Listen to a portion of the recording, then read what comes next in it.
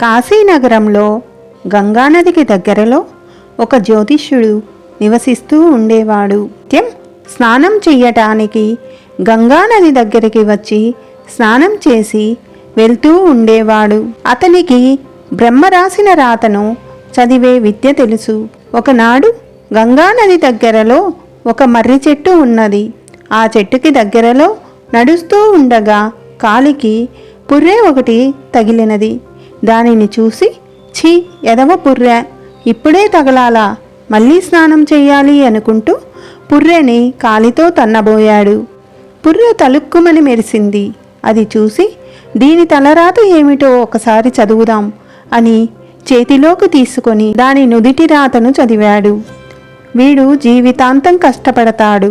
చిన్నప్పుడు తల్లిదండ్రులు చివాట్లు పెడతారు, బడిలో పంతుళ్ళు కొడతారు, పెళ్ళయ్యాక పెళ్ళాం తిడుతూ ఉంటుంది, పిల్లలు పెద్దయ్యాక ఇంట్లో నుండి తన్ని గెంటేస్తారు, ప్రతి క్షణం ఎవరో ఒకరు ఏదో ఒకటి అంటూనే ఉంటారు.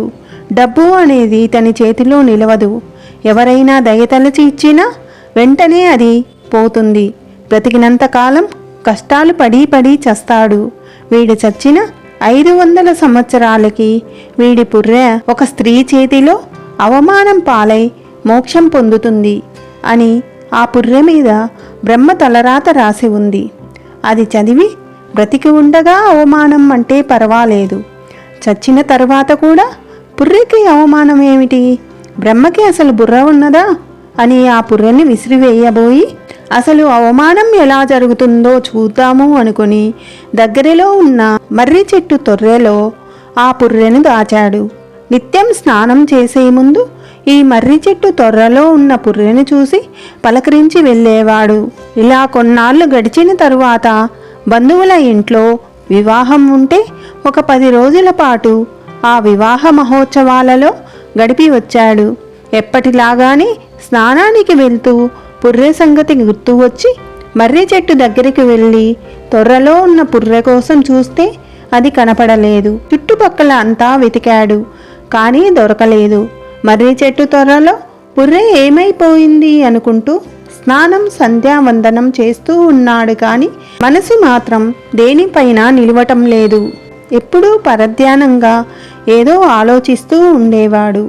ఇలా పరధ్యానంగా ఉండటం గమనించిన భార్య, మీరెందుకు ఇలా ఉన్నారో నాకు తెలుసులేండి అని అంటుంది. ఒసే పిచ్చి మొహమా, ఏం తెలిసే నీకు? మీరు ఆలోచించేది మీ రెండో భార్య చనిపోతే మర్చిపోలేక మర్రి తొర్రలో దాచిన ఆవిడ పుర్రె గురించే కదా. ఆ సంగతి నాకు ఎలా తెలుసు అనుకుంటున్నారా? మీరు రోజు ఆ మర్రి తొర్రెలో పుర్రెని చూస్తూ ఉన్నారని పక్కింటావిడ చెప్పింది. దానికి ఆ జ్యోతిష్యుడు, ఓహో, ఇంతకీ ఏమి చేశావే దాన్ని, అందుకేనా అది కనిపించటం లేదు అని అడుగుతాడు.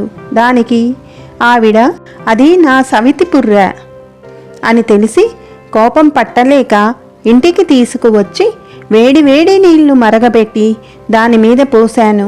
సలసల కాగే నూనె దానిపై కుమ్మరించాను. అప్పటికీ కసి తీరక కారం చల్లాను.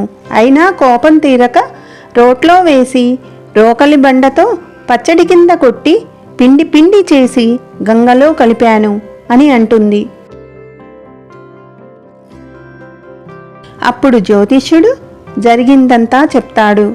ఒసే వెర్రి మొహమా, అది నా పెళ్ళాం కాదే, దాని మీద చచ్చాక కూడా ఆ పుర్రె అవమానం పాలై మోక్షం పొందుతుందని రాసి ఉన్నది. అది ఎలా నిజమవుతుందో చూద్దామని నేను ఆ మర్రి చెట్టు తొర్రలో ఉంచాను. ఇదిగో నీ వల్ల అవమానం పాలై గంగలో కలిసి మోక్షం పొందినది. గంగలో కలిస్తే మోక్షమే కదా అని అంటాడు. ఆ విధంగా బ్రహ్మ రాసిన రాత నిజమయ్యింది. బ్రహ్మ రాస్తే నిజమై తీరుతుంది. బ్రహ్మ రాసిన రాత మారాలంటే ఏమి చెయ్యాలి అని అడుగుతుంది ఆవిడ. సద్గురువు కటాక్షం ఉండాలి, అప్పుడే రాతని మార్చుకోవచ్చు. లేదంటే ఇది నేనే చేశాను, నేనే చెయ్యగలను అనే భ్రమలో జీవుడు బ్రతికేస్తాడు అని చెప్తాడు ఆ జ్యోతిష్యుడు. ఈ కథ కనుక మీకు నచ్చినట్లయితే దయచేసి లైక్ చేసి నా ఛానల్ని సబ్స్క్రైబ్ చేసుకోండి. Thanks for watching.